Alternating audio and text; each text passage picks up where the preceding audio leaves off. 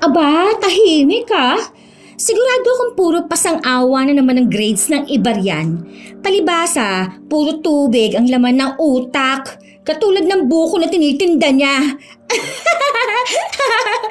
Grabe ka naman, girl! Nakakuha naman siguro siya ng mataas na grades, lalo na sa practical assessment. Marunong ang magbiyak ng buko eh. Laman pa kaya ng tao? May problema ba kayo sa buko? Bakit hindi niyo pa sabihin ang pangalan ko? Parinig pa kayo ng parinig. Halata namang akong pinag-uusapan ninyo eh. Oh, ano naman kung ikaw? May angal ka? Bakit ba kasi nursing ang kinuha mong kurso? Mas bagay ka sa palengke bilang magbubuko, Day. Big deal talaga sa inyo ang hanap buhay namin, no? For your information, hindi ko ikinahihiya ang pagbubuko dahil yun ang bumubuhay sa amin. Lalo na sa pag-aaral ko. Whatever. Umalis ka nga sa harapan ko. Mamaya mahawaan pa ako ng kalyo mo. Tayo na, girl! Pinapatulan mo na naman ang babaeng yan. Mag-retouch ka na ng powder mo. Pinagpapawisan ka na, oh. Tsaka hindi naman nakakahawa ang kalyo. Tama, mag-retouch na kayo. Dahil sumisilip na ang tigyawat mo, oh. Hindi na makahinga sa kapal ng pulbo na tinatapal sa mukha mo. Ay nako. Anong tinitingin-tingin mo, ha? Umalis ka nga sa daan. Hinila pa ni Nicole ang buhok ni Roxanne bago ito pumunta ng banyo. Ngunit kahit anong panghihiyan nito sa kanya ay hindi siya napipikon. Dahilan na mas lalo pang ikagalit ni Nicole. Nag-aaral sa nursing si Roxana sapagkat pagiging doktor o nurse ang pangarap niya mula pa pagkabata. Isang kumadron at manghihilot ang kanyang lola, kaya isa rin yun sa naging impluensya niya. Matapos ang klase, tumutulong siya sa kanyang ama sa kanilang bukuhan. Hindi niya pinapansin ang mga puna ng mga kaklase at ibang tao. Madalas niyang nadidinig na sayang ang kanyang ganda kung magbubuko lamang siya. Tay, magpahinga na ho kayo. Ako na po ang magbabantay rito. Ay, dumating ka na pala, anak. Ay, ikaw itong magpahinga. Alam kong pagod ka sa paaralan. Ay, isa pa'y hindi naman gaano karami ngayon ang bumibili ng buko eh. Ano pong hindi? 3 sako nang nabalatan nyo, oh. Half day lang naman kami kanini, kaya wala gaanong ginawa. Tay, ito po pala ang grades ko. Hindi po masyadong mataas. Ay, patingin nga. O yanong hindi. Mataas na tong 2. Importante wala kang 3. Ay, naku. Ako nga nung elementarya masaya na ako kung naka 75 ako eh. Yang si Tio Manuel mo, madalas first honor yan noon. Pero magbubuko rin ang binagsakan. Ay, ikaw anak, mag-aral kang mabuti para naman mabago ang buhay mo. Tay, hindi ko ikinahihiya ang trabahong to. Ayaw mo nun, may magandang magbubuko rito sa palengke. Kung siswertehin, magbubuko na, nurse pa.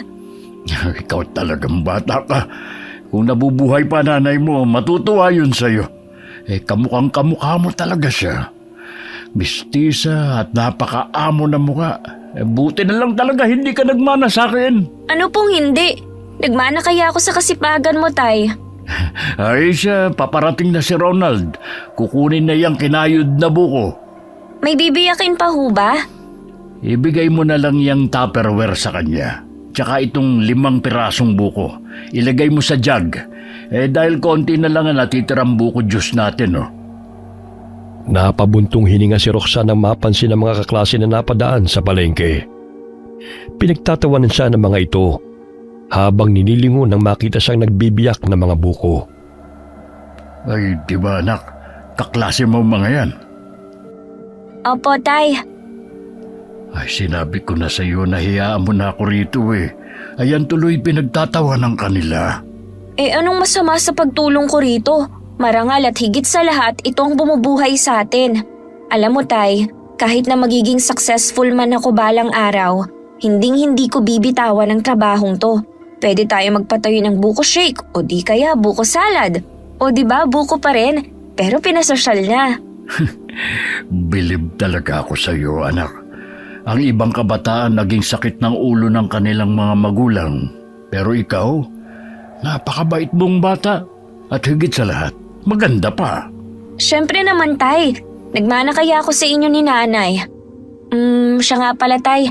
Baka sa susunod na buwan magsimula na po yung OJT namin sa mga ospital at klinik. Hindi na po ako masyadong makakatulong sa inyo rito sa palengke. Ay, no problem, anak. Sabihin mo lang sa akin ang mga kakailanganin mo, ha? Tay, may ipon pa naman ako eh. Pag wala na po akong pera, sasabihan ko po kayo. Sa tuwing walang pasok si Roxana, ay sumasama ito kay Mang Dadoy sa Nyugana upang kumuha ng mga buko na ibinebenta nila sa palengke. Maliksi siyang sumasampa sa sasakyan, bit-bit ang ilang pirasong buko na animoy lalaki kung kumilos. Kaya't minsan ay napagkakamalan siyang tomboy at nanghihinayang ang mga kalalakihan sa kanya dahil sa kagandahan niyang taglay. Anak, tignan mo. Parang kursunada ka ng lalaking yun. Naku, binabantayan lang po tayo niyan. Baka mali ang bilang natin. Tsaka nanibago lang yata na may babaeng pumupunta rito. Sa bagay, anak.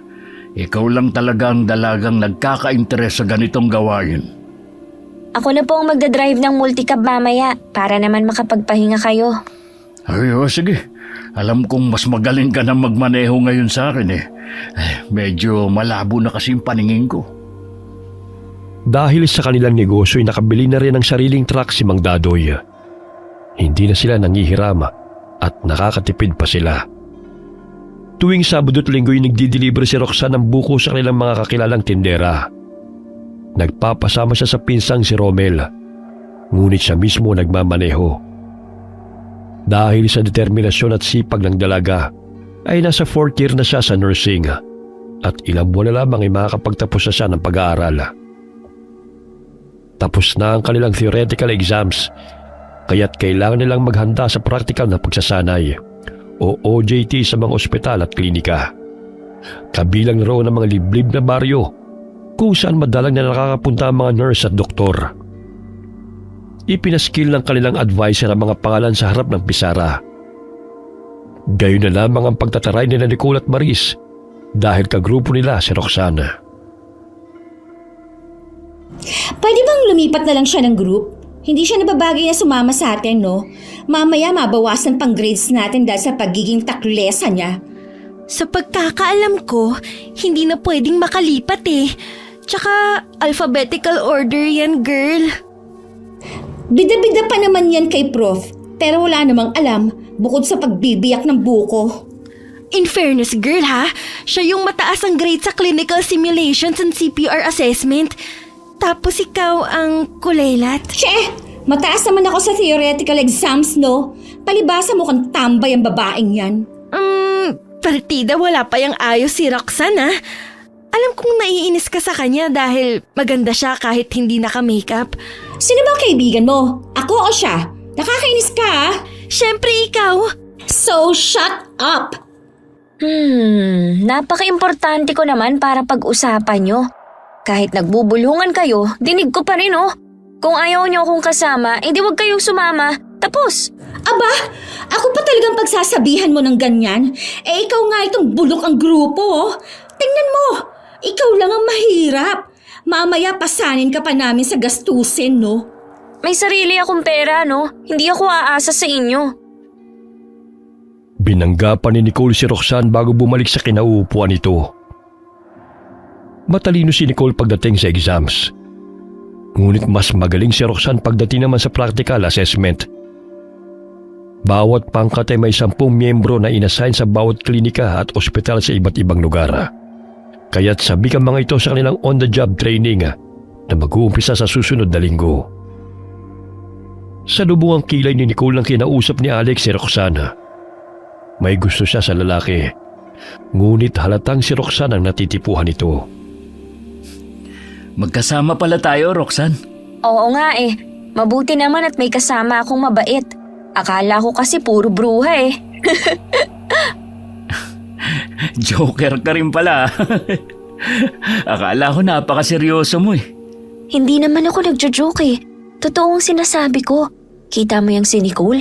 Real life bruha yan. Sidekick niya yung si Maris. Naririnig kita, ha? Sampalin pa kita rin, eh. O bakit nagagalit ka? Kayo nga kung mag-usap ni Maris dinig ng lahat ah. Lalo na kung laitin niyo ako. Ano bang narinig mong sinabi ko? O, kita mo na? Wala kang narinig.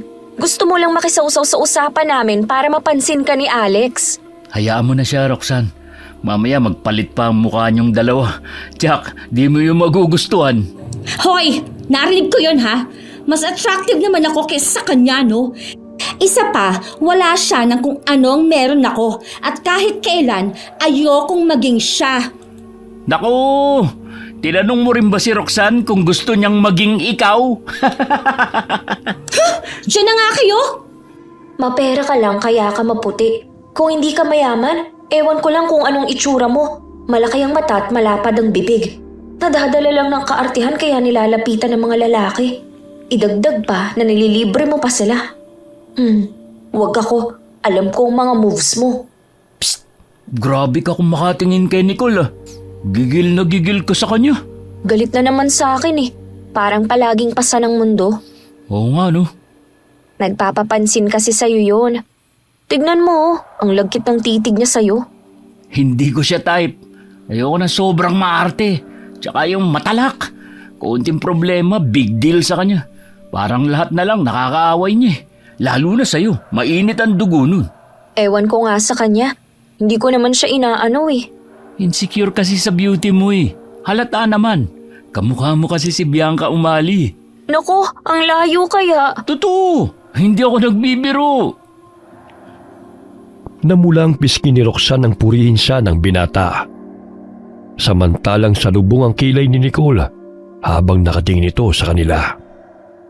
Girl, tingnan mo. Parang nagiging close na sila. Paano ba yan?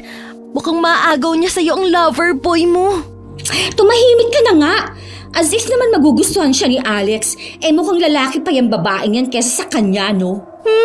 Selos yarn? Kahit na ano pang sabihin mo tungkol kay Roxanne, pinapaya mo na nga, pero marami pa rin ang nagkakagusto sa kanya, girl. Isa na ron si Alex. Sus! Ang ibig sabihin mo, pa-hard to get. Sa loob naman ng kulo ng babaeng yan, hindi magtatagal, mapapasa akin din si Alex. Watch out ka lang, girl. Saglit silang natahimik nang muling pumasok ang kanilang guro sa silid-aralan. Sa sobrang inis ni Nicole kay Roxana, ay idinikit nito ang bubble gum sa upuan ng dalaga. Sakto namang umupo siya, kaya't nang matapos ang klase, pagtayo niya'y dumikit ang bubble gum sa palda niya nang hindi niya napansin. Paglabas nila ng classroom, ay pinagtatawanan siya ng mga estudyanteng nakapansin sa kanyang palda. Anong nakakatawa? Malinis naman ang damit ko ah. Aray! Ang lapad ng daan, Nicole! Pahara-hara ka kasi sa dinadaanan ko eh. Diyan ka na nga. Binangga pa siya ng babae at tinawanan bago lumakad palayo. Ngunit nagtataka pa rin siya kung bakit patuloy na nagtatawanan ng mga estudyante at nakatingin ang mga ito sa kanya. Hanggang sa napansin ni Alex ang palda niyang may nakadikit na bubble gum. Kaya tumakbo ito patungo sa kanya at agad siyang sinabihan. Sigurado akong si Nicole na naman ang may kagagawa nito. Lukarit talaga ang babaeng yun. Insecure lang yun sa'yo. Tulungan na kita matanggal yan. Ako na, kaya ko na to. Bumuntong hininga na lamang ang dalaga habang tinatanggal ang nakadikit na bubble gum sa kanyang palda. Napansin niyang tawang-tawa pa ang babae habang nakatanaw sa kanya. Isip bata talaga ang babaeng yun. Ay naku, kulang sa aruga. Nalalapit na ang araw ng kanilang OJT, kaya't nag-impake na siya ng mga gamit na dadalhin. Sa kada klinika o ospital sa bayan at mga baryo, ay 3 hanggang 5 araw sila mag-a-assist ng mga pasyente sa tulong at patnubay ng kanilang clinical instructor. Dahil malayo ang kanilang pupuntahan, silang lahat ay magrerenta ng bahay o kwarto malapit sa ospital. Sa gayon ay hindi na sila mahihirapan sa transportasyon at sabay-sabay silang papasok at uuwi pagkatapos ng duty, kasama ang kanilang clinical instructor. Oh anak, huwag mong kalimutang magdala ng pagkain ha. Huwag kang magpapagutom dun. Opo tay, uuwi naman po kaagad ako eh. Tsaka hindi naman ganun kalayo ang ospital na pupuntahan namin sa ngayon. Basta anak, mag-iingat ka. Ay, hindi pa naman ako sanay na hindi ka umuwi ng bahay. Tawagan mo ko kapag tapos na ang duty mo, ha? Opo, Tay. Huwag kayong mag-alala. Kaya ko na po ang sarili ko. Ay, siya nga pala. Pinapupunta ka ng lola mo sa kanyang kwarto. May sasabihin daw sa'yo. Ay, alam mo naman yun. Ayaw na mapalayo ka sa kanya. Sige po, pupuntahan ko na siya ngayon din. Nadatnan niyang nakaupo si Lola Carmi sa katre nito. Hinawakan ng matanda ang kanyang kamay at ibinigay ang kwintas na may pendant na kulay puting bato. Lola, di ba ito yung mutya ng bato ng nyug na pinakaiingatan mo? Bakit ibinigay mo na to sa akin? Napangiti lamang ito sa kanya at marahang hinaplos ang kanyang pisngi. Alam ni Lola na pupunta siya sa mga baryo at liblib na lugar kung saan hindi pamilyar sa apo. Kaya't upang makasiguro na ligtas siya makakauwi, ay ibinigay niya ang batong mutya ng nyog kay Roxana. Agad niyang hinalikan si Lola Carmi bago bumalik sa kanyang kwarto. Oh, ano ba ang kailangan ng lola mo sa'yo? Atat na makausap ka eh. Ibinigay tong mutya ng nyug, Tay. Mabisa at may kapangyarihan ba talaga to? Sa panggagamot, oo. At saka may dala ring swerte ang batong yan. Sa negosyo, sa pamilya. Pero siyempre dapat samahan pa rin ng dasal. Alam mo naman ang lola mo, masyadong mapaniwala sa mga mutya dahil kinalakihan na niya yan. Manggagamot ang mga magulang niya at sa kanya naipasa ang kakayahang manggamot, pati na mga kwintas tulad niyan. Pero Tay, ang ganda ng batong to. Paano kaya nakukuha ang mutya ng nyug? Sa pagkakaalam ko, mula yan sa baon ng nyog na walang mata. Bihira lang ang nakakatagpo niyan. Ang tubo niyan o coconut pearl ay naging bato, kaya naging mutya. Ang sabi ni Lola may tigabulag daw to. Hindi ko masyadong maintindihan, Tay.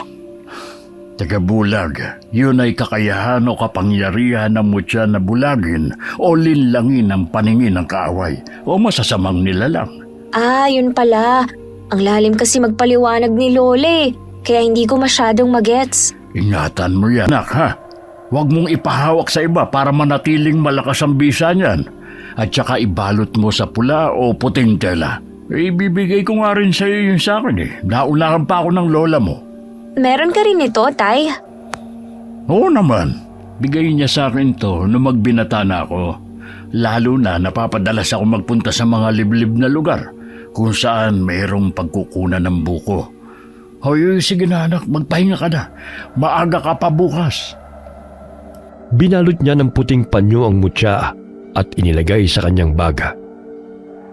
Hindi siya naniniwala sa mutya, ngunit tinanggap niya yun upang hindi sumama ang loob ng kanyang lola kapag tinanggihan niya yun. Kinabukasan na, maaga siyang umalis ng bahay.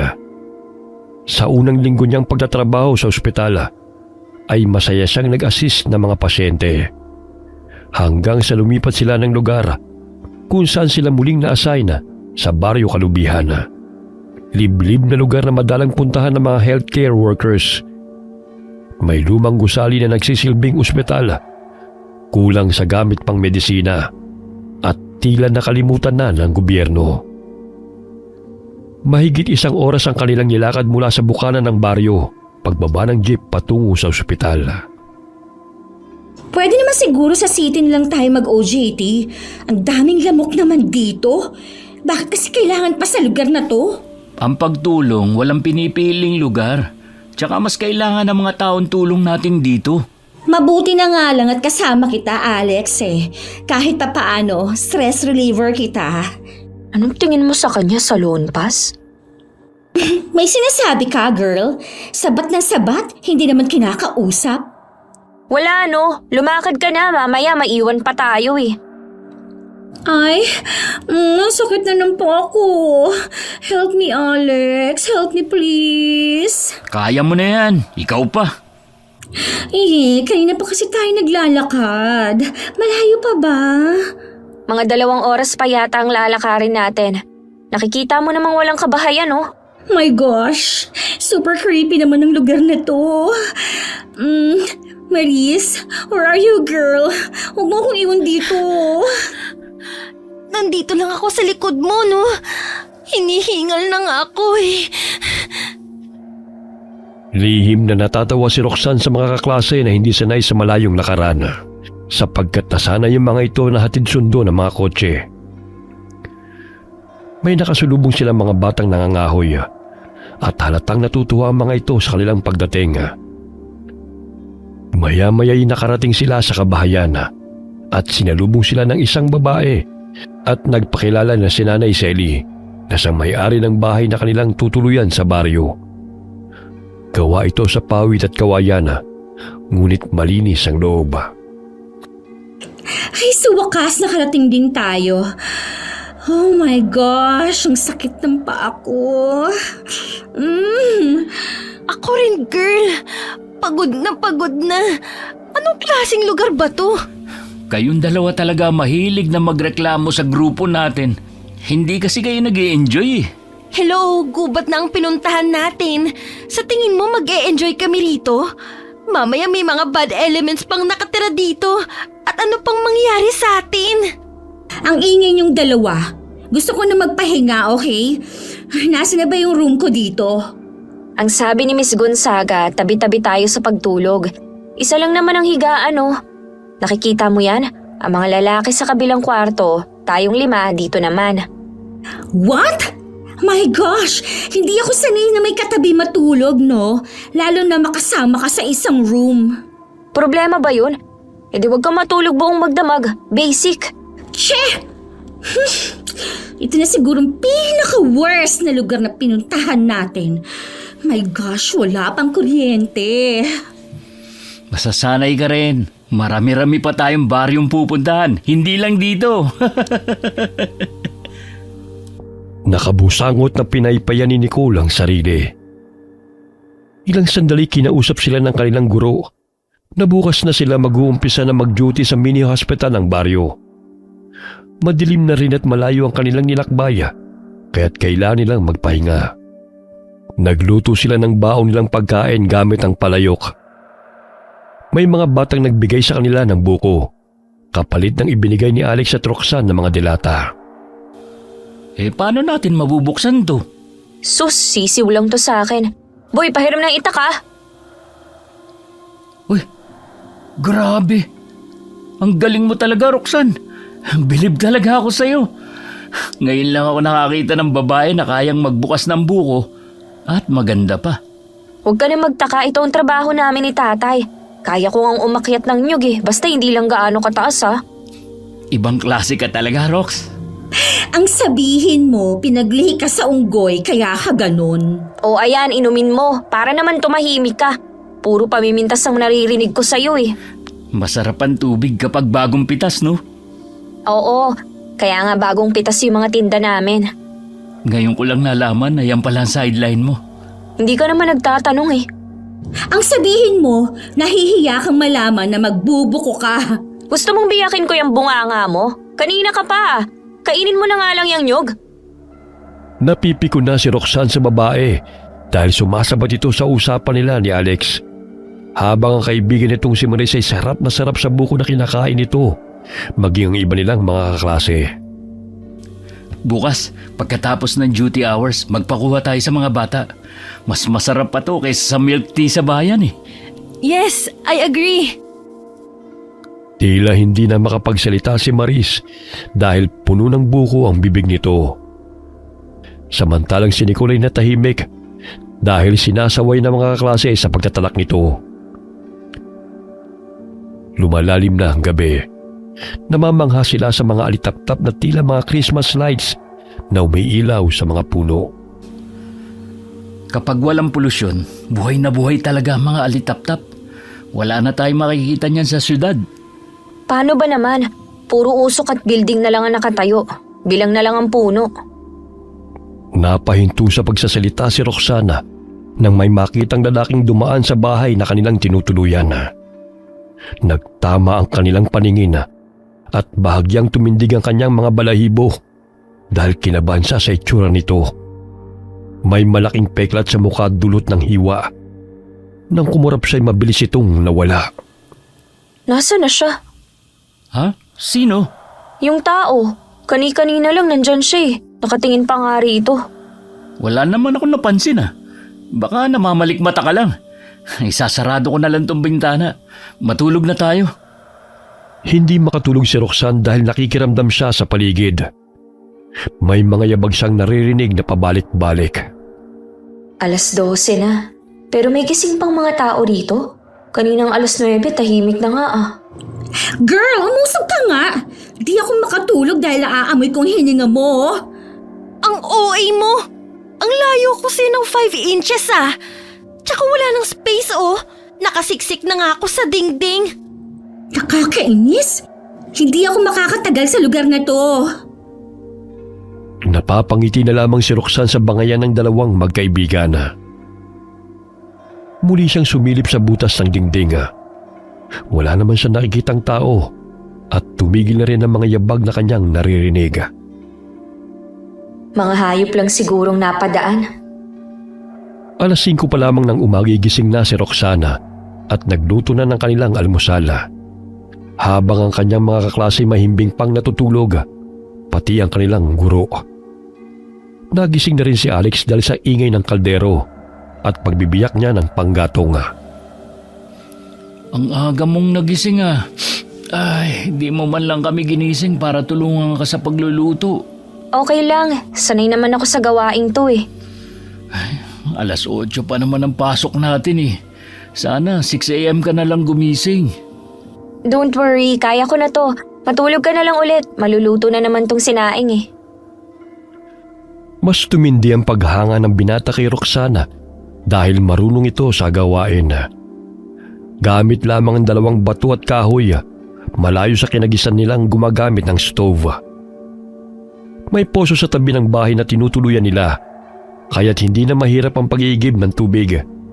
Ipinagawa pa yun ng mga dating estudyante na pumunta rin sa baryo Kalubihan. 7:00 na ng umaga nagising sina Nicole at Maris.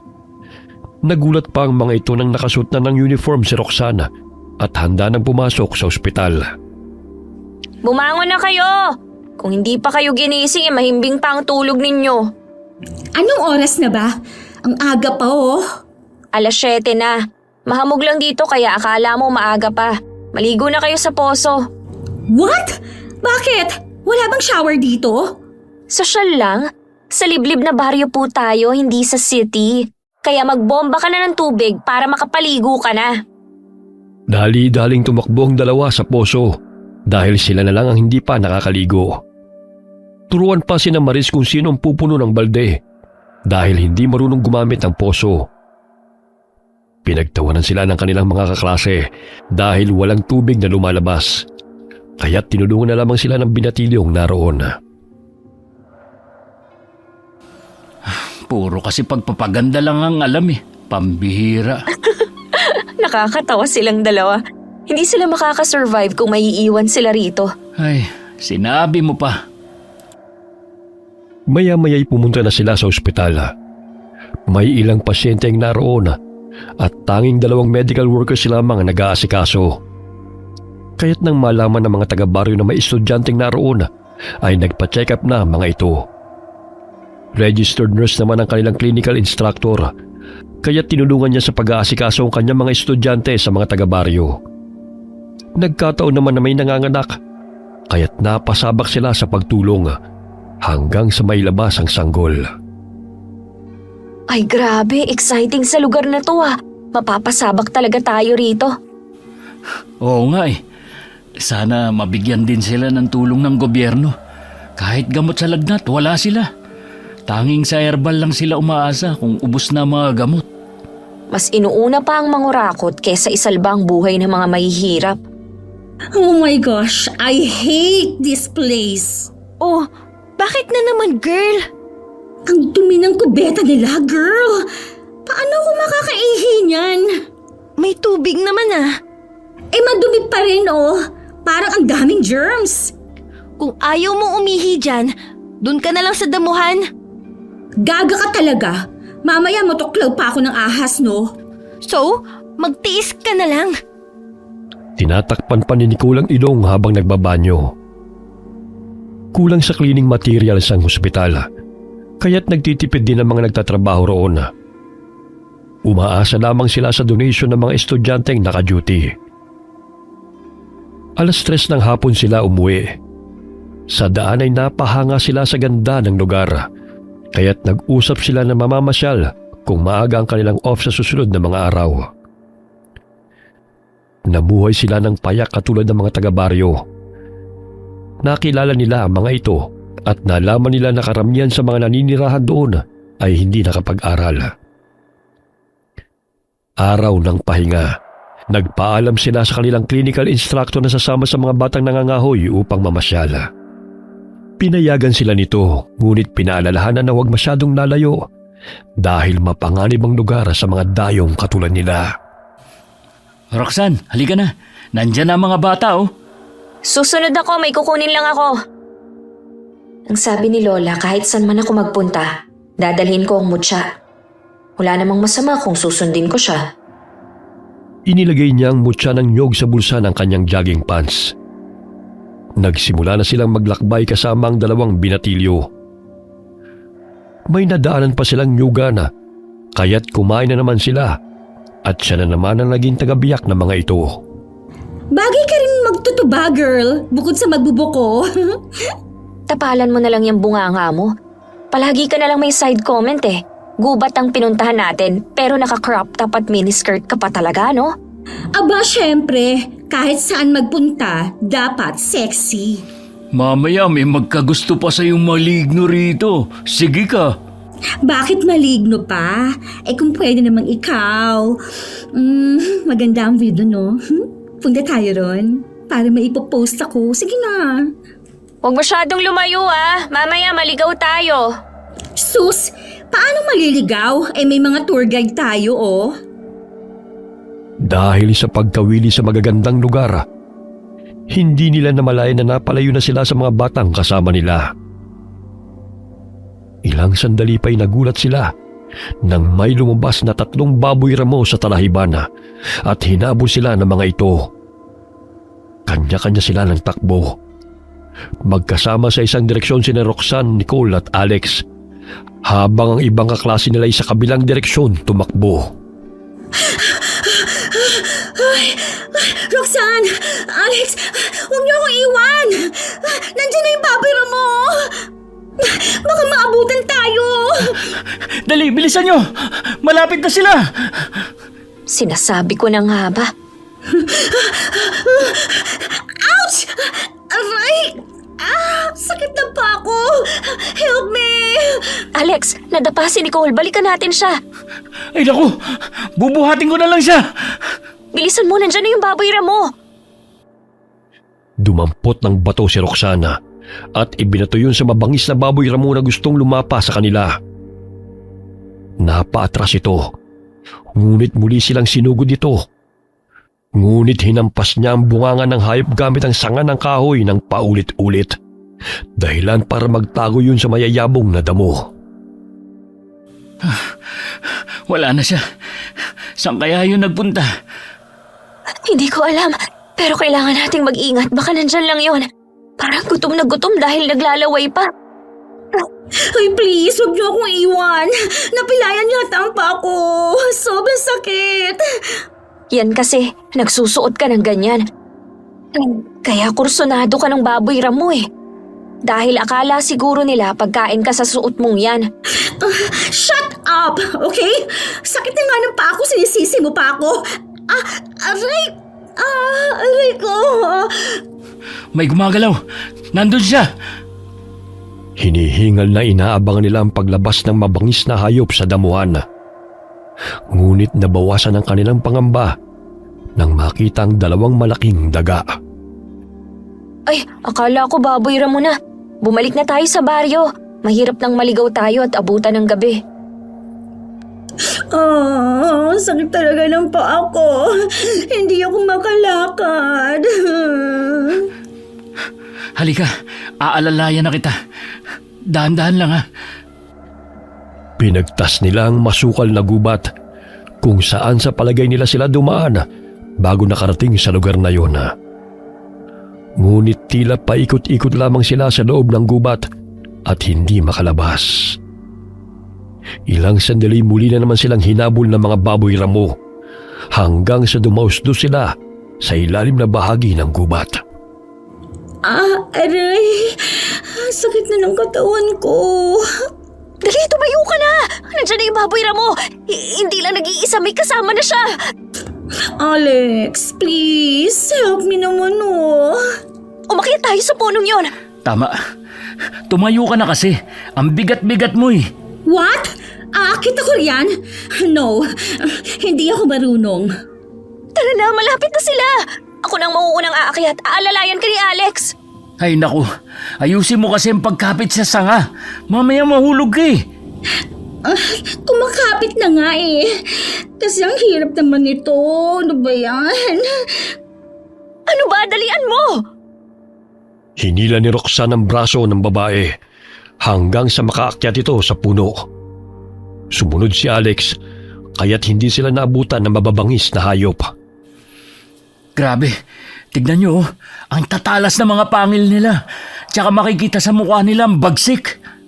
Dito na lang ba tayo forever? Paano kung hindi umalis ang mga yan?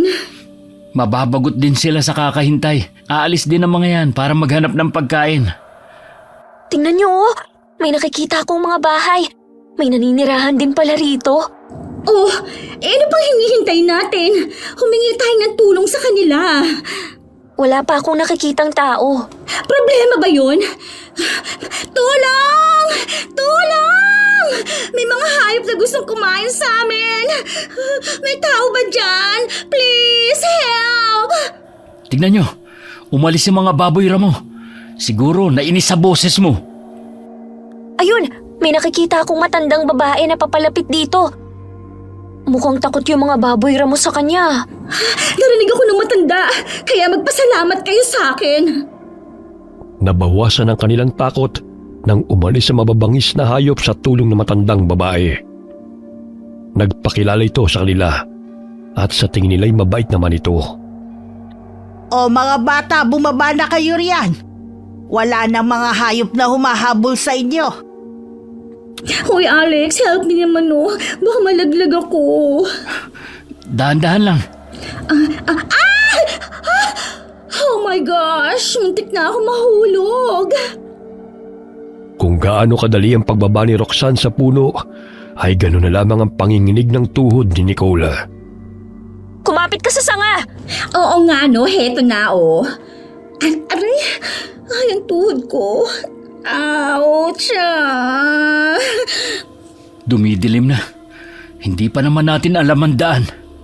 Aling Agnes, alam niyo ho ba ang daan patungo sa tinutuluyan namin malapit sa ospital? Malayo-layo na rin yun dito, Indeng. Ipagpabukas nyo na lang ang pag-uwi. Isa pa, maraming mga mababangis na hayop sa daan. Bukas naman ang tahanan ko para sa inyo Parte pa ho ba ito ng baryo Kalubihan? Oo, Indeng. Bandang dulo na to ng baryo. May mga tao at iilang bahay silang nadaanan na nakamasid ang mga tao sa kanila. Ngunit matalim kong makatingin. Naninindig ang mga balahibo ko. Kakaiba ang pakiramdam ko sa lugar na to. Roxanne, bakit natigilan ka na dyan? Halika na. Umalis na lang tayo rito. Masama kasi ang pakiramdam ko sa lugar na to Parang ang bigat. So, anong gusto mong gawin natin? Bumalik sa ating tinutuluyan kahit dumidilim na. Hindi natin alam ang daan, Tsaka marami pang wild boar sa paligid. Hello? Bukas na nga ang sabi ni Manang, di ba? Parang ano kasi Huwag kayong matakot. Ganyan lang kung makatingin ng mga tao rito. Alam nyo namang hindi sanay na may pumupunta rito magaganda. Nandito na tayo sa bahay. Huwag kayong mahiya mga bata ha. Sige na, pumasok na kayo. Para magabot ko na rin yung pilay ng kasama ninyo. Ay, salamat, makakapagpahinga na rin sa wakas. Nakaagaw ng pansin kay Roxanne ang binatang napasilip mula sa kurtina. Naaalala niya yung lalaking nakita niyang pagala-gala sa bahay na tinutuluyan nila. Dito pala siya nakatira. O Andoy, bigyan mo sila ng maiinom at makakain. Sigurado akong gutom ang mga batang to. Sandali at kukuha lang ako ng gamot. Maya-maya'y may dala na itong nilagang saging. Muling nagtama ang paningin nila ng lalaki, sabay bulong sa kanya. Hindi kayo dapat pumunta pa rito. Umalis na kayo, bago pa mahuli ang lahat. Ano ang... Bumalik ka na sa kusina, Andoy. Tawagin mo ang tatang Anselmo mo at sabihin mo may mga bisita tayo. Sige ho. Nakakatakot naman siya. Ano ba nangyari sa mukha niya? Ay, huwag kayong matakot kay Andoy. Nagkaganyan ang mukha niya nang sugurin siya ng baboy ramo noong bata pa siya habang nangangahoy. Mabuti na lang at dumating si Anselmo. Hindi siya natuluyan ng hayop. Oh, ayan Roxanne. Ano, gusto mo bang matulad sa kanya? Nagpupumilit ka pa talagang bumalik sa tinutuluyan natin eh. Eh gabi na oh. Mas lalong agresibo ang mga baboy ramo tuwing madilim. Ligtas kayo rito. Baka kapagpahinga pa kayo ng maayos. Dumating ang asawa ni Aling Agnes na may malapad ng ngiti. Matalim itong nakatitig sa kanila na animoy sabik silang makita. Nanditilat pa ang isang mata nito na animoy lumuha ang mga balintatao. Halina kayo sa kwarto para naman makapagpahinga na kayo. Ano kaya ang ibig sabihin ni Andoy? Kailangan kong mag-ingat. Hindi pa naman mapagkakatiwalaan ang mukha ng matandang lalaki. Roxanne, may masakit ba sa'yo? Kanina ka pa tahimik ah. Wala. Pagod lang ako. Hay nako, gusto ko na talagang matulog. Kailangan ko mag-beauty rest dahil sa sobrang stress na nangyari sa araw na to, no? Ay! Nang makapasok sila sa kwarto, napansin nilang kinandado ni Anselmo ang pintuan. Nadidinig pa nila ang tawa ng lalaki. Kinandado niya. Paano na tayo makakalabas? Hello, malamang matutulog na tayo eh. Tinungo ni Alex ang pintuan at tinignan ang siradura ng pinto. Sinilip niya sa butas at nakitang may malaking kandado yun. Dahilan na mangamba ang binata. Mukhang may masama silang balak sa atin. What? Ibig sabihin, new chapter na naman ng stress ko to? Ay, hindi na ako makakapagpahinga nito. No. Ay, bakit ba kasi sa dinami-dami ng lugar na pupuntahan, dito pa? Huwag kayo maingay. May paparating. Sumilip si Roxanne sa butas ng pinto. Napatakip siya ng bibig nang makita na bitbit ng matandang lalaki ang taong pamilyar sa kanya ang damit. Hindi ako nagkakamali. Si Marcion. Kanina di ba kulay pink na palda ang damit at suot niya? Oo nga. Ibig sabihin, mamamatay taong napuntahan natin. Kailangan nating makalabas dito. Nanganganib ang buhay natin. My gosh, anong ingay yun? Parang mga hayop na nagtitipon-tipon. Hindi kaya mga aswang sila? What? No, hindi pwede to. Ayoko pa mamatay. Tumigil ka sa kakaiyak. Mag-isip tayo ng paraan kung paano makakalabas dito. Kapwa sila napasiksik sa sulok nang mapansin na may bumubukas ng kandado ng pinto. Nagulat sila nang bumungad sa kanilang harapan si Andoy na nooy tagaktak ang pawis at tila balisa. Dali, bilisan nyo hanggat abala pa sila sa kusina. Hindi nga ako nagkamali. Masama kayong tao. Halata naman kasi dyan sa mga mukha nyo, no? Nicole, tumahimik ka nga. Palalayain na nga niya tayo, oh. Anong palalayain? Baka ipapakain tayo sa mga aswang dun sa labas. Kung ayaw nyo maniwala sa akin, bahala kayo. Tinutulungan ko na nga kayo eh. Hindi ako masamang aswang katulad nila. Maniwala kayo sa akin. Lumabas na tayo rito bago pa tayo maabutan ng matandang lalaki. Sumunod kayo sa akin.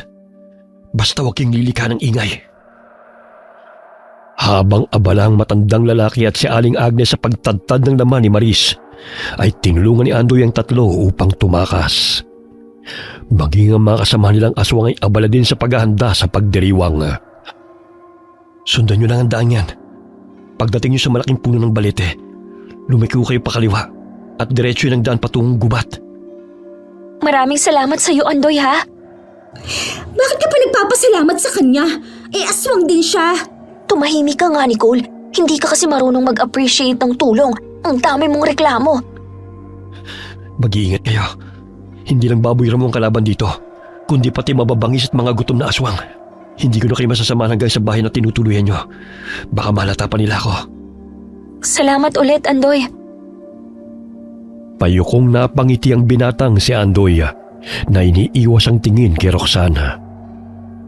Simula nang makita niya ang dalaga, ay unang beses siyang nagkagusto sa isang babae.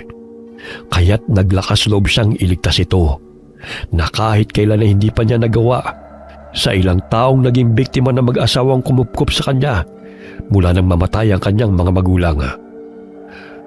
Bumalik siya sa Kamalig, kung saan naroon ang walang buhay na mga biktima na kaklase ni Roxana.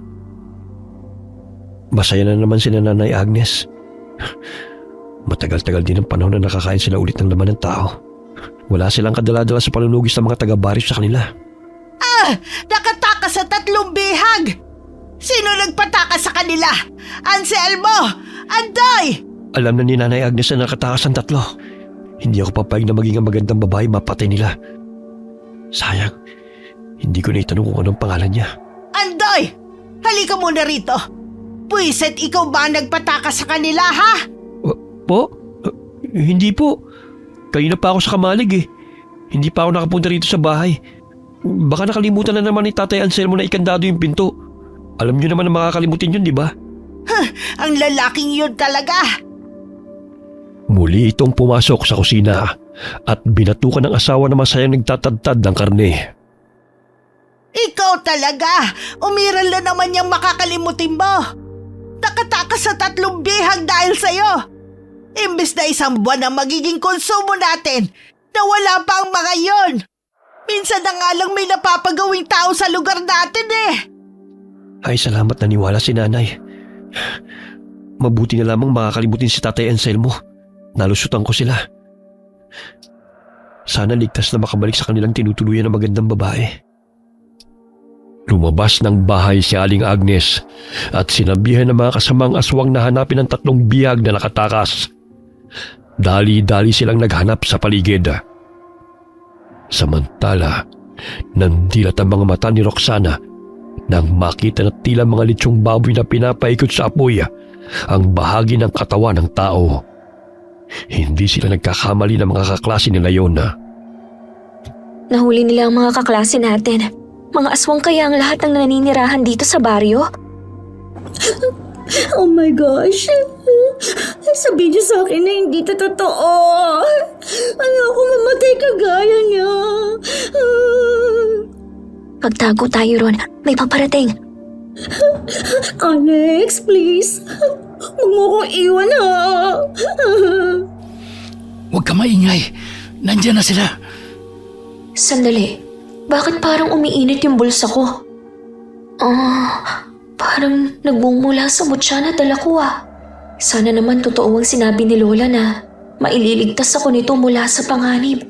Hindi pa ako handang mamatay. Nakaramdam ng init ang dalaga na nagmumula sa mutya ng yoga. Tila ba may kung anong kuryente siyang naramdaman na nananalaytay sa buo niyang katawan. Naamoy ko kayo. Akala nyo siguro makakalabas pa kayo rito, no?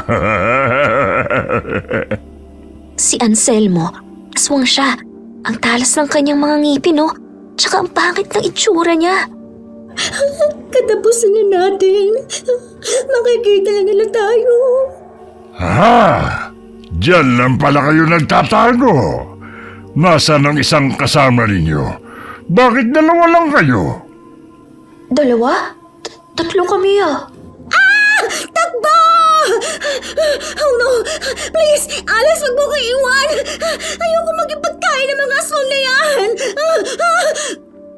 Hinawakan ni Roxanne si Nicole dahil madadapa ito. Pinilig-pilig ng mga aswang ang kanilang ulo nang biglang nawala sa paningin nila ang tumatakbong babae at tanging si Alex na lamang ang kanilang nakikita. Nasaan na yun pumunta? Bakit bigla na lang siya nawala na parang kabote? Nawala? Pagkasama naman kaming tatlo Bakit parang si Alex na lang ang nakikita nila? Huwag yun ang pakawalampayang lalaki. Aray! Bitawan niyo ako, Aray! Hoy! Bitawan niyo si Alex! Mga walang ya kayo! Ano nangyayari? Bakit may boses ng babae? Pero wala akong nakikita sa paligid. Lumalala na siguro ang katarata ko. Hinambalos ni Roxanne ang sanga ang aswang na humihila kay Alex, kaya't nabitiwan ito si Nicole. Muling idinilat ni Anselmo ang kanyang mga mata nang lumitaw na namang muli si Nicole sa kanyang paningin. Nang hawakan ni Roxanne si Alex, ay nawala na naman ang binata sa paningin ng mga aswang. Anong nangyayari sa mga batang ito? Bakit bigla-bigla na lang nawawala? Mga elemento ba sila dito sa gubat? Nililin lang ang aming mga paningin. Alex, nasaktan ka ba? Nasugatan ako sa braso. Ang talim ng kuko nila. Ang dami pala nila rito. Halika na, Nicole. Bilisan mo na. Ang sakit pa kaya ng mga paa ko. Hindi pa nga tayo nakakapagpahinga, no? Tatakbo na naman. Ay, Nasaan na sila? Nawala na silang tatlo. Kani-kanina lang nandito pa mga yun Oh, nasa na ang mga bata? Hindi namin mahagilap. Basta-basta na lang nawawala. Tapos lumilitaw na naman. Hanapin nyo na maigi. Nandyan lang ang mga yon. Hindi nila alam ang daan kaya hindi pa nakakalayo ang mga yon. hindi nila tayo nakikita? Teka, paano nangyayari yun? Ilang meters lang ang layo natin sa kanila, oh. Kitang-kita natin ang pagtatalo nila.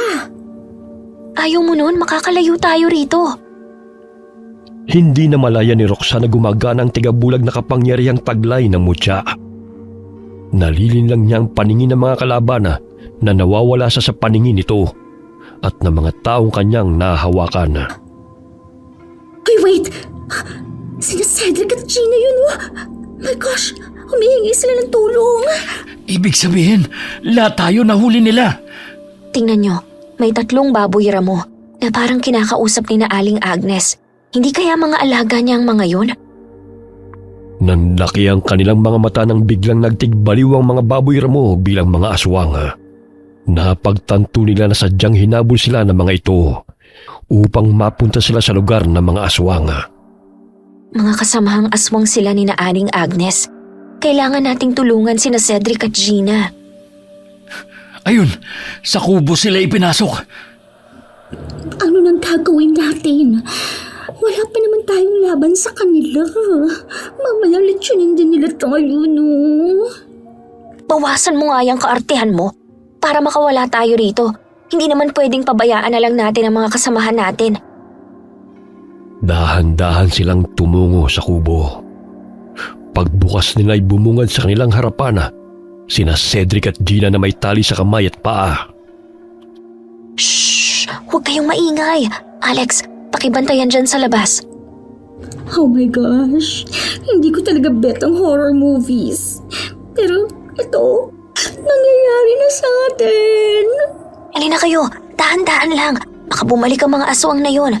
Girl, may mga kutsilong nakasabit, oh. Pwede natin gamitin yan sa mga animals na yun. Mga kaartehan, siguro nakuha nila to sa mga naging biktima nila. Iba't ibang klaseng patalim eh. Bawat isa sa kanila ay kumuha ng patalim. Hindi sila sanay gumamit noon maliban kay Roxana. Ngunit nilakasan nila ang kanilang loob upang lumaban sa mga aswang na gustong pumatay sa kanila. Humina ang bisa ng kapangyarihan ng mutya nang hakbangan ni Nicole si Roxanne nang kumuha ito ng patalim. Sapagkat isa yun sa paraan na bawal sa taong may taglay ng mutya. Nawawala si Roxana, ngunit paminsan-minsan ay nakikita rin ang mga kalaban. Ayun sila! Bakit hindi nyo binandayang mabuti ang mga bihag? Tatanga-tanga na naman kayo eh! Ano pang tinutunga nyo dyan? Habulin sila! Oh my gosh! Naging babayaran mo na naman sila! Dali! Bilis! Takbo! Hoy, please! Huwag niyo ko iwan! Hindi bagay ang beauty ko sa lugar na to! Nagkahiwa-hiwalay sila at hindi na alam kung saan patutungo. Madilim ang paligid, ngunit patuloy pa rin silang tumatakbo. Nasaan na sila? Hindi ko na alam ang daan. Pero kailangan ko makalayo sa mga aswang na yon. Patay na si Maris at ang dalawa naming kaklase. Uubusin nila kami. Saan ka pupunta?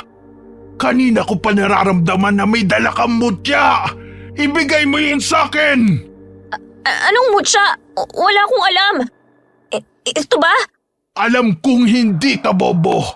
Pero magmamahanga kang pambata ka. Magkaiba ang mutya at ang patalim na yan. Wala naman akong ibang kinuha sa'yo kundi ito eh. Kaya ito lang ang maibabalik ko sa'yo. Lahat ng mga matitigas ang ulo pinapatay ko. Katulad ng maarting kasamahan ninyo. Kampon kayo ng dyablo. Nandito kami upang tulungan ang mga katulad ninyong kinalimutan na ng lipunan. Tapos ito lang ang igaganti ninyo sa amin? Kahit kailan hindi namin kailangan ng tulong nyo. Ang gusto namin ang muling makalasap ng sariwang dugo at laman.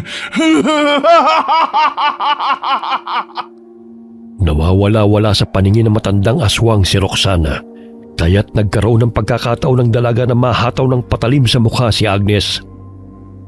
Muli pa sana niyang sasaksakin ito sa dibdib, ngunit biglang pinigilan ng aswang ang kanyang kamay. Akala mo siguro mapapatay mo ako, no? Hindi mo magagawa yon. Katulad ka rin ng mga kasamahan mong mahina. Mahina man ako sa paningin mo, pero hindi kita uurungan. Sinakal ng matandang aswang si Agnes. Akmang dudukutin nito ang puso ng dalaga gamit ang matalim na dila nito. Ngunit buong lakas ang sinaksak ni Roxanne sa muka, dahilan na mabitiwan siya nito. Aray! Ang sakit! Yan ang nababagay sa'yo! Pagbabayaran mo tong ginawa mo sa akin! Walang iya ka! Iniwan ni Roxanne ang aswang na pilit binubunot ang patalim na nakabaon sa mukha nito. Tumutulo pa ang dugo rito. Ang hirap nilang patayin, pero hindi ako susuko. Makakauwi pa ako kay na tatay. Kanina pa ako tumatakbo, pero parang pabalik-balik lang ako sa dinadaanan ko. Bitiwan mo ako! Please, let me go! Nahuli na naman si Nicole. Kinakaladkad siya ng dalawang aswang. Aray! Bitiwan mo ako! Bitiwan niyo ako na ba? Dahil sa ingay niya'y nayayamot ang babaeng aswang, kaya't inambahan siya nitong sasaksakin. Ngunit maliksing dinampot ni Roxanne ang sanga ng kahoy at ibinato ito sa aswang. Nabitiwan ito ang patalima at nanggigigil na tumingin sa kanya. Tanging ang sinag ng buwan ang nagsisilbi nilang liwanag sa madilim na paligid. Sinugod siya ng babaeng aswang at galit siyang dinaganan. May dala itong palakol at hinataw siya nito. Ngunit nakailag siya at buong lakas niyang hinilang mahabang buhok ng kalaban, dahilan na mabuwal ito sa damuhan. Samantalang si Nicole ay nabitiwan ng isang aswang nang saksakin ito sa leeg ni Alex. Akin na yung palakol mo! Dahil bibiyakin ko talaga yung bungo mo, mga hayop kayo, ha! Basagin mo yung ulo niya, tulad ng pagbiyak mo sa buko. Kanina pa ako nanggigigil sa inyo, ha? Hindi na ako maaawa sa mga demonyong katulad nyo! Go, girl! Patayin mo siya! Isipin mo na lang nyog yung nasa harapan mo! Ang ingay-ingay mo kasi. Mamaya may lumapit na namang aswang dito. Iyak lang naman ang ginagawa mo eh. Itong sa'yo!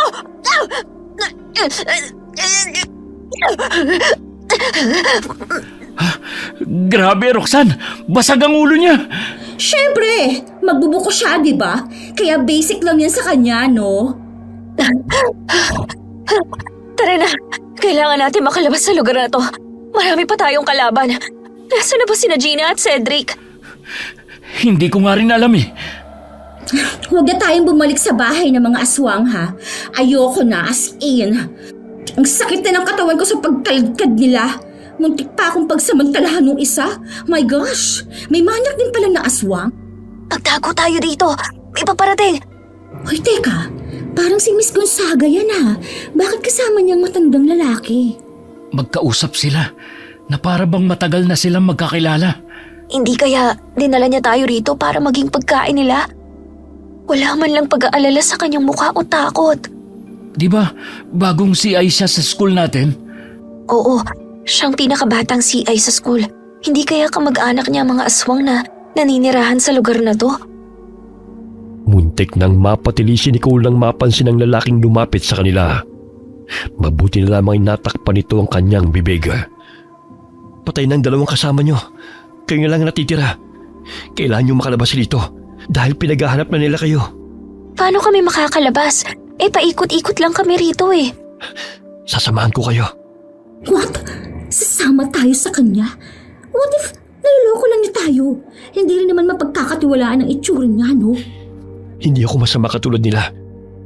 Noon ko pa kayo gustong balaan na umalis na sa lugar na ito. Kaso nga lang bantay sarado kayo ni Emilia. Pamangkisan ni na Tatay Anselmo at Nanay Agnes. Ikaw nga ang anak nila, di ba? Hindi. Inampun lang nila ako buhat na mamatay ang aking mga magulang. Pero tutulong ako sa kanilang pagpatay dahil ang mga magulang ko hindi pumapatay ng tao. Sumunod sila kay Andoy. Ngunit maraming mga aswang ang pagala-gala sa kanilang dadaanan. Kaya't naghanap sila ng daan na wala masyadong bantay. Lahat ba ng tao na naninirahan sa baryo Kalubihan ay mga aswang? Hindi. Sa pinuntahan nyo, mga normal ang mga tao na naninirahan doon. Noon payapang namumuhay ang mga tao kasama ang mga aswang. Hati ang komunidad namin. Kaso nga lang naging sakim si na Tatay Anselmo at Nanay Agnes. Gusto nilang gawing aswang ang lahat ng naninirahan dito. Sa gayon ay lumaki ang populasyon nilang mga aswang. Dahil pakunti na kasi ang kanilang angkan. Kabilang kami sa mga niyanggaw nila. 10 taong gulang pa lamang ako noon. Kaso nga lang, hindi na kayanan ni Nanay Tatay ang pagiging aswang. Labag man sa kanilang kagustuhan na maging aswang, wala naman silang nagawa pa dahil hindi na matanggal. Namatay sila na nilalabanan ng pagkatakam sa sariwang dugo ng sanggol.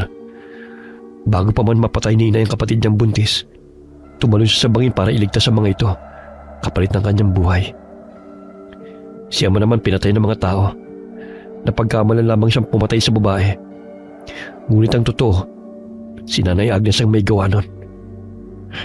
Wala na ako mapupuntahan nun dahil alam kong aswang din ako at maaaring patayin ng mga tao. Kaya sumama ako sa pangkat ni Nanay Agnes kahit labag man sa aking kalooban. Biktima ka rin nila, Andoy. Pwede ka namang sumama sa amin eh. Sasabihin namin sa mga tao na hindi ka masama. Gusto ko ng payapang buhay. Malayo sa mga tao at malayo rin sa mga aswang. Ngunit hindi ko magagawa to kung patuloy na dumadanak ang dugo. Dahil gusto kong iligtas sa mga taong walang kalaban-laban mula sa kamay ng mga masasamang aswang. Ilan na rin sa kanilang lihim kong napatay. Bakit hindi mo pinatay yung mag-asawa? Halatang sila ang leader ng mga monster. Hindi ko pa nagagawa yun dahil mahirap. Sapagkat madalas silang magkasama. Sa totoo lang kinamumuhian ko sila. Ginawa na lang miserable ang buhay namin. Pasensya na't napalayo na tayo ha. Bantay sarado kasi nilang shortcut na daan eh. Nagdadrama ka pa.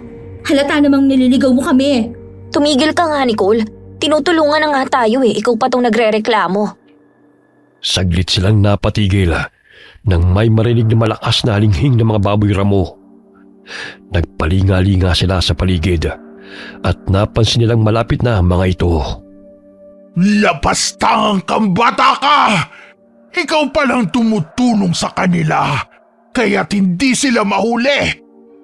Nakikita mo ba ang ginawa ng babaeng yan sa mukha ko, Andoy? Patayin mo sila para makapag-umpisa na tayo ng ating selebrasyon. Selebrasyon tapos kami ang magiging handa? Lakas ng amats mo ah! Ano pa ang tinutunganga mo, Andoy? Tapusin mo na sila para makapagpahinga na tayo! Tama na, Nay. Hindi ko na masikmura ang ginagawa niyo sa mga tao. Dahil sa kasakiman niyo nagkaagulo. Bakit hindi na lang kayo mamuhay ng payapa sa bundok? Bakit kailangan niyo pang pumatay? Lumalabang ka na sa akin ngayon! Ano ba ang sinabi nila sa'yo? At parang nagbago ang pakikitungo mo sa amin ng ganun-ganun na lang, ha? Labastang ang kambata! Mahigpit na hinawakan ni Roxanne ang palakol dahil alam niyang susugurin sila ng mga aswang sapagkat naglalaway ang mga ito at matalim na nakatingin sa kanila. Tumakbo ang mga aswang at pinalibutan sila. Ganun na lamang ang panginginig ng tuhod ni Nicole dahil sa takot. Tila mga bukong pinaghahataw sila ng palakol ni Roxanne, dahilan para tumalsik ang mga dugo sa tuwing bumabaw ng patalim sa mga katawan ng kalaban. Sinipa siya ni Anselmo. Pilit na inaagaw ang palakol nito. Ikaw na babae ka! Ang tapang-tapang mo! Kanina ka pa! Pinahihirapan mo talaga kami! Pinatay mo ang mga kasamahan ko, kaya papatayin rin kita! Aray! Ang tenga ko! Agnes! Tulungan mo ko! Natanggal ang tenga ko! Hindi lang yan ang aabutin mo sa akin. Sige, lumapit ka! Dahil hindi ako magdadalawang isip na biyakin ang ulo mo. Baka hindi mo alam, sanay ako magbalat at magbiyak ng buko. Madali lang kitang tatadtarin, kagaya ng ginawa mo sa mga kasamahan ko. Kakaiba kang bata ka, ha? Pero hindi ako magpapatalo sa isang pulpol na kagaya mo dahil babaliin ko yung leg mo. Yang mapanakit mong kamay, iihawin ko. Muli siyang hinataw ni Roxanne ang itak. Ngunit nasanggayo ni Agnes at tinadya siya nito sa sikmura. Pinagtulungan siya na mag-asawa dahil alam ng mga ito na may dala siyang mutya.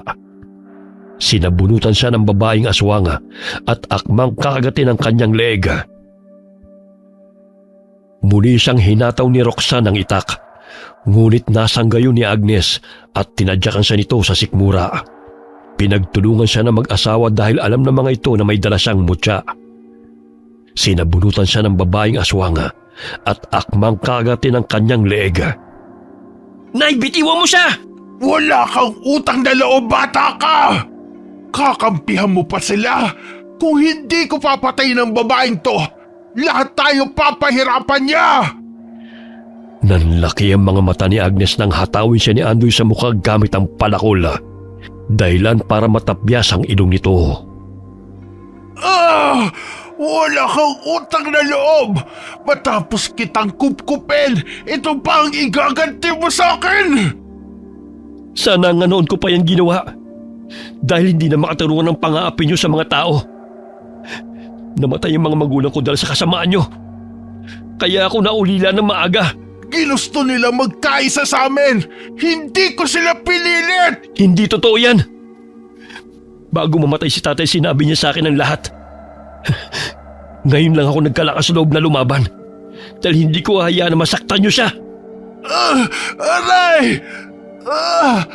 Bakit?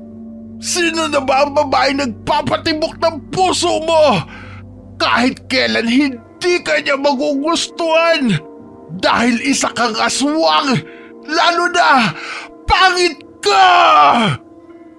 Muling ibinao ni Andoy ang palakol sa balikat ng aswang dahilan na pumalaw ito. Ngunit malakas pa nitong itinulak ang binata dahilan na tumilapon ito sa talahiban. Bagamat nagkaroon ng pagkakataon na makabuelo si Roxanne at dinampot ang palakol. Buong lakas niyang hinataw ang ulo ng matandang babae. Bumaon ang patalim sa ulo nito dahilan na mabasag ang bungo nito. Agnes! Pinatay mo ang asawa ko! Ang lakas ng loob mong kalabanin kami! Nararapat lang na patayin kayo dahil masasama kayong nilalang. Mga kasama, atras! May mga taong paparating. Babalik kami at guguluhin namin ang baryo dahil sa ginawa mo. Uubusin namin ang mga tao. Tanda mo yan! Kinarga ni Anselmo naghihingalong asawa. Kumaripas ito ng takbo kasama ang mga kasamahan nito. Ilang sandali narinig nilang nagsisisigaw si Nicole. Dahil sa takot nito sa mga aswang ay tumakbo siya. Hindi nito namalaya na may butas kahit siya'y nahulog. Tinulungan siya ni Alex upang makalabas doon. Andoy, ayos ka lang ba? Sumama ka sa amin. Alam kong maging ang buhay may nanganganib. Pabayaan mo siya, Roxanne. Total, aswang naman yan eh. Anong silbit pa niya sa mundo, di ba? Kahit kailan, hindi ka talaga natututo. Ilang beses na niyang itinaya ang buhay niya para sa atin. Dapat matuto kang tumanaw ng utang na loob. Kung hindi dahil sa kanya, kanina ka pa na lechon. Pinag-aagawan na yung katawan mo. Tama si Roxanne, Nicole. Gusto mo sigurong pabayaan ka na lang namin dito, no? Tinulungan nilang makabangon si Andoy. May sugat ito sa ulo dahil tumama ito sa bato. Gagamutin natin yan pagdating natin ng bahay. Oh, bakit ganyan ka nalang kung makatingin sa kanila? Nagsiselos ka? Maglakad kang mag-isa. Laking pasasalamat nila sa pagdating ng mga tao. Dahil kung sakaling nahuli pa ang mga ito, ay natitiyak nilang malamig na silang mga bangkay. Nang makarating sila sa bahay na kanilang tinutuluyan, ay agad na ginamot ni Roxanne ang sugat sa ulo ni Andoy, maging ang sarili.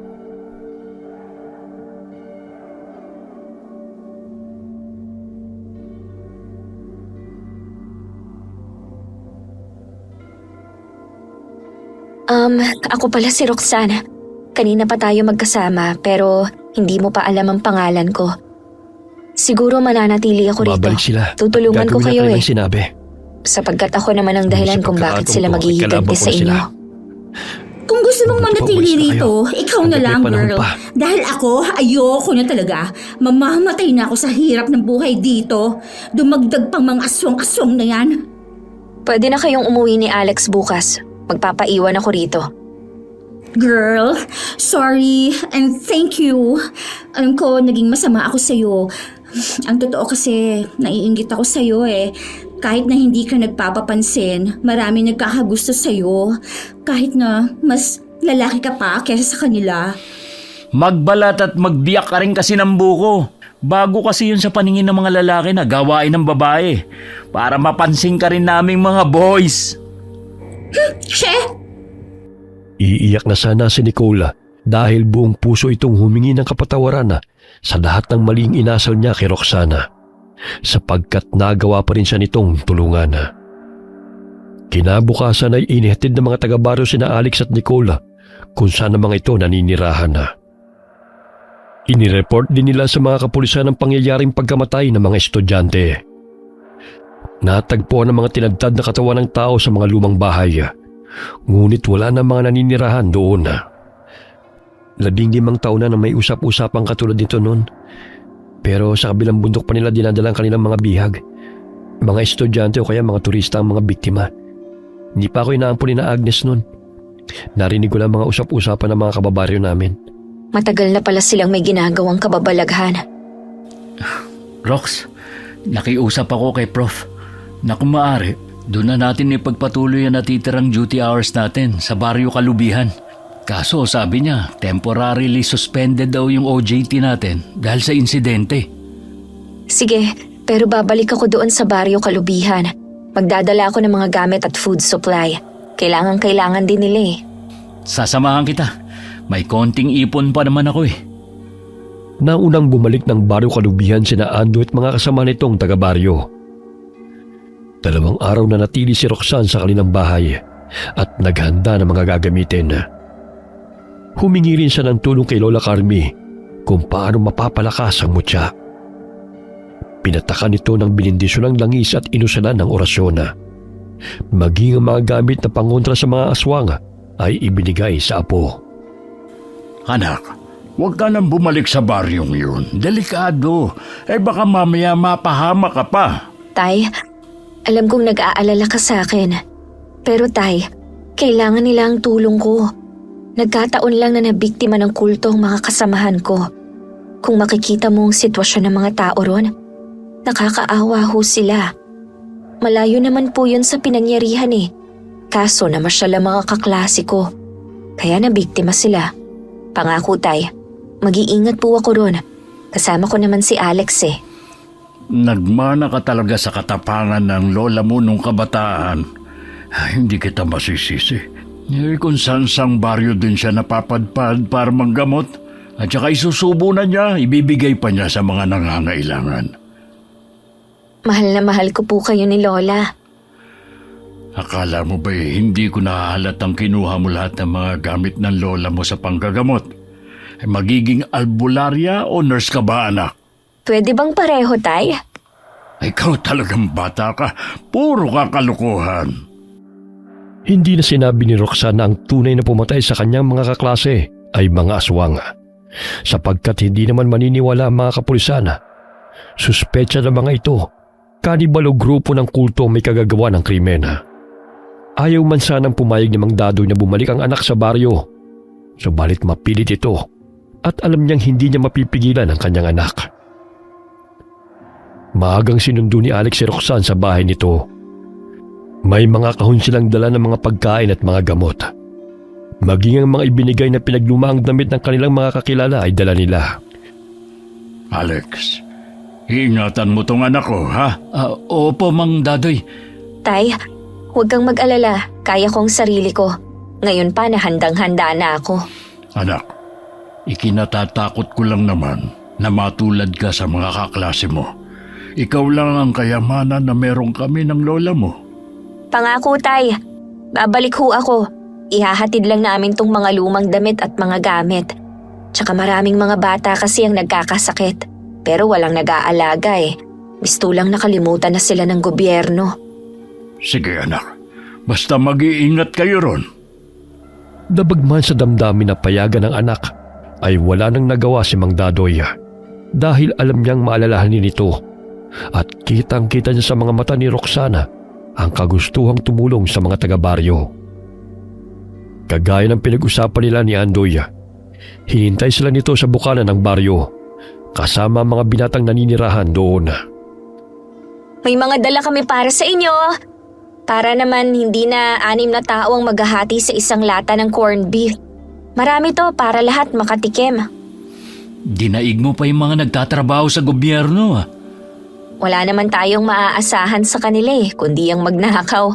Kung hindi tayo magtutulungan na mamamayan, malulugmok lang tayo sa hirap. Nadadagdagan talaga ang plus points mo sa akin. Nakaka-inlove ka talaga. Bilisan mo na nga, Rian. Loko-loko ka talaga eh. Isinuot ni Roxanne ang kwintas na may pendant ng mutya ng yoga. Siniguro niyang matibay ang tali upang hindi yun mapigtas. Maging ang buntot ng pagi at mga tansong punyal ni Lola Carmi ay kanyang dala. Pati na rin ang abo ng insenso ay pinadalhan siya ni Lola. Pinaghati-hatian ng mga taga-baryo ang mga pagkain, sabon at mga damit na kanilang dala. Dahil magkasinlaki lang si Alex at Andoy, ay sa kanya ibinigay ng binata ang mga damit na hindi na nito ginagamit. Maraming salamat, Alex. Ngayon na ako makakapagsuot ng bagong damit. Mukhang basahan na tong damit ko. Mabuti mapapalitan na. Hindi ko naman yan sinusuot eh. Masisira lang yan sa cabinet. Matapos nilang kumain ay dumiretso sila sa ospital kasama sina Andoy. Karamihan sa mga pasyenteng naroon ay mga bata at matandang may sakit. Malaking tulong sa mga ito ang mga dala nilang mga gamot. Ilang araw na tayong nandito, pero payapa ang lugar. Mabuti naman at hindi na nanggugulo ang mga aswang. Hindi ka sure. Baka naghihintay lang ng tiyempo yun. Nagpapalakas lang siguro mga yon. Ikaw ba naman ang matanggalan ng tenga eh? Teka, naririnig mo ba yun? May mga yabag at nalinghing sa paligid. Speaking of aswang, baka sila na yan. Ayun, may dumungaw sa bintana. Sigurado kung si Anselmo yon. Ang mga bata, bantayan nyo. Kinuha ng dalaga ang tansong punyal sa kanyang baga at ibinigay yun kay Alex. Inilabas rin niya ang buntot ng pagi at tiradora.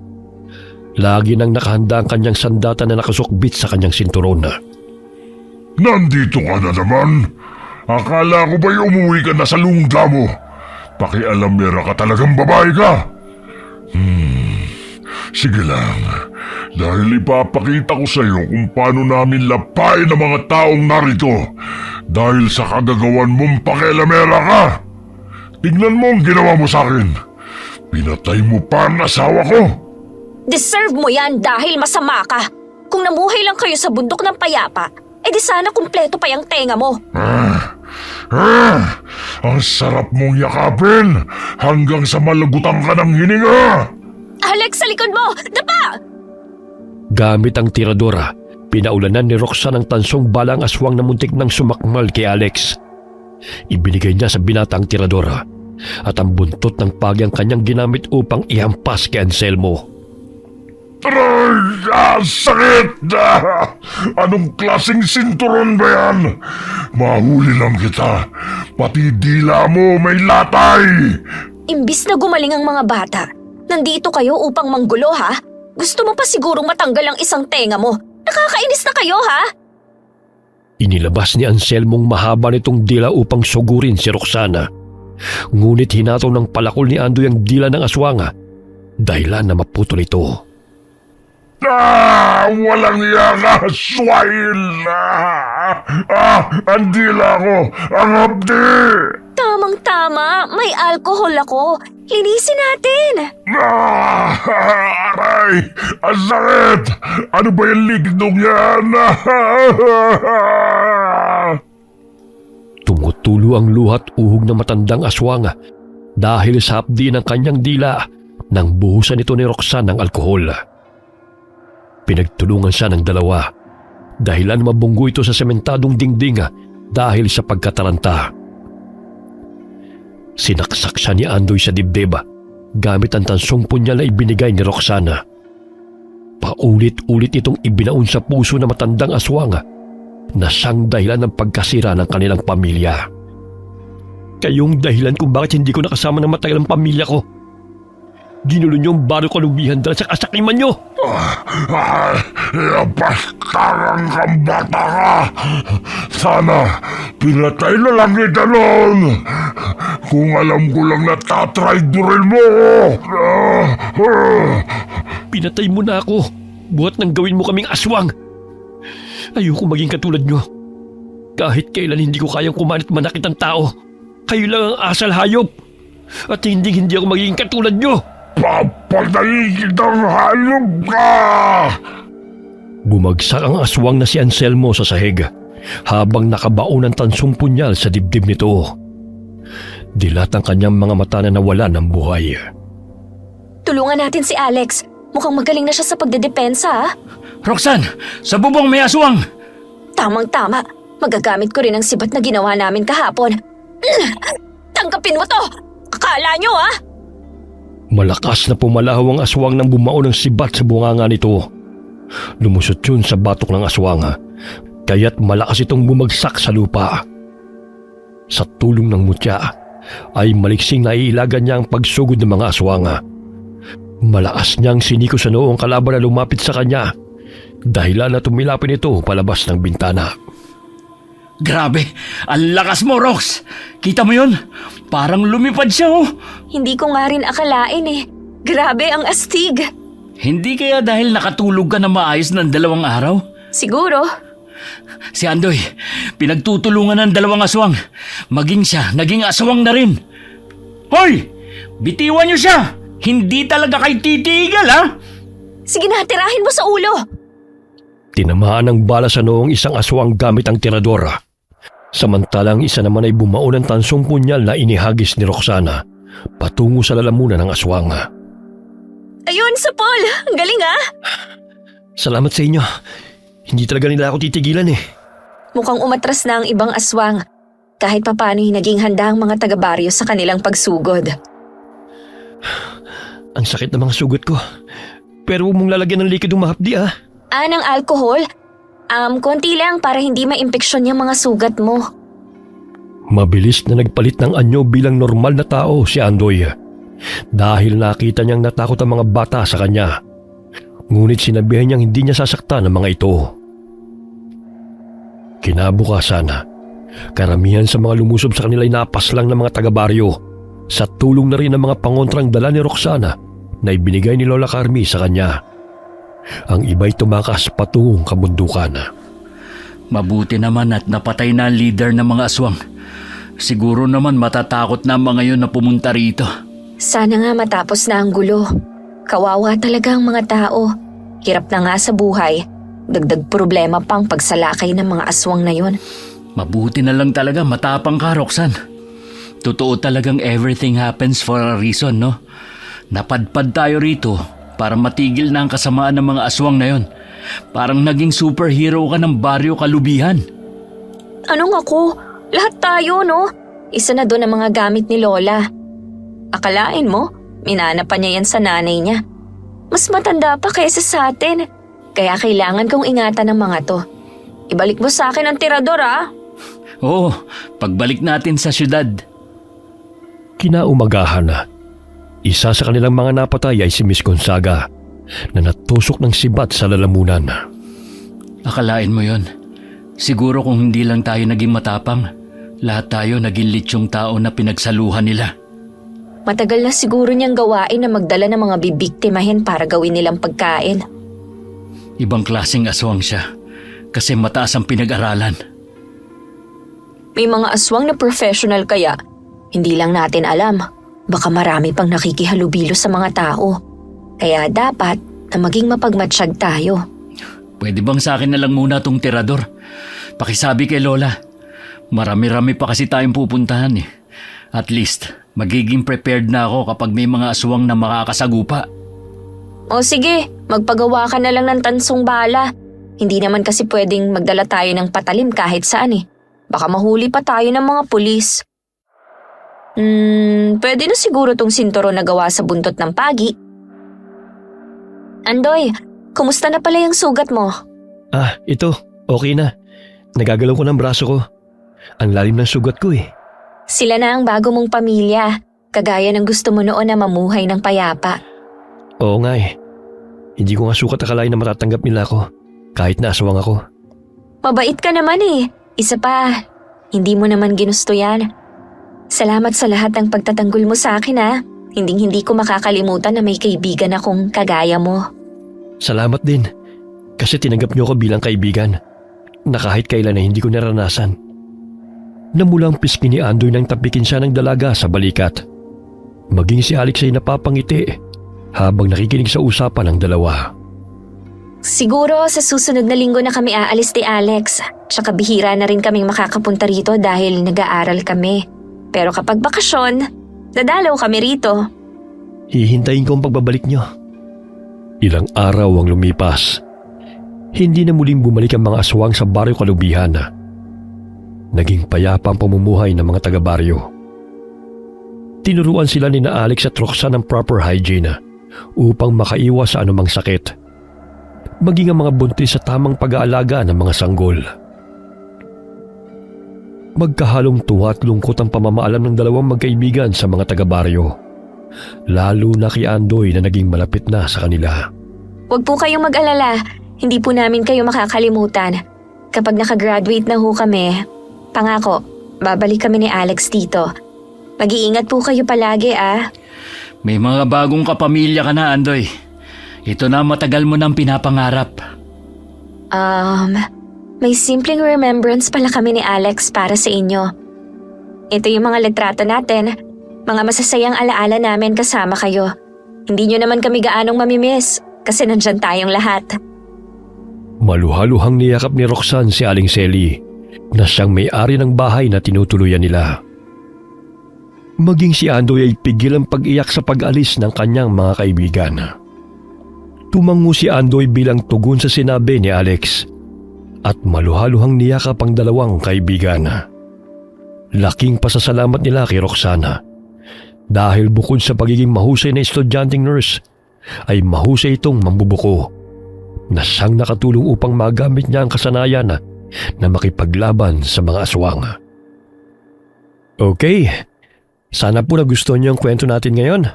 Shout out po tayo kina Gisa Nicole at kay Isaac. Kamusta po kayo? Hi Ann Fuentes from Dubai. Hi kay Kobe Bryant. Hi Kobe. Hi Enday Samante from Athens, Greece. Hi kay Susan Manalo. Hi Rosalie Reambonanza. Hi kay Sarah Adamson from Jeddah, Saudi Arabia. Hi kay Mylene Tumbiga from Saudi Arabia. Alright. May announcement lang po ako. May new channel po akong ginagawa. Ingkong Ikalawang Yugto. Sa December 1 po magsisimula. Sana po tangkilikin din niyo po ito. Marami pong salamat sa inyo and God bless all of you.